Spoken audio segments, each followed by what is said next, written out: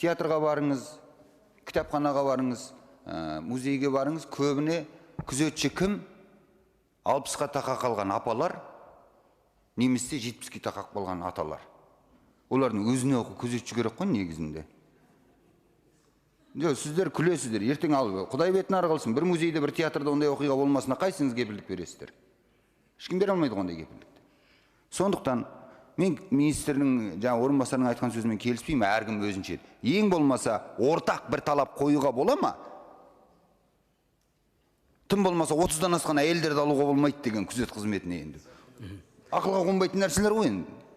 Екіншісі, жаңа қару-жарақ бойынша Ермат Сейтқазылұлының айтқанына қоса кететінім, біз қару-жарақ ұстаған әсіресе күзет қызметінде кім беріп отырғанын, кім ұстап жүргенін білуге міндеттіміз және білу керекпіз.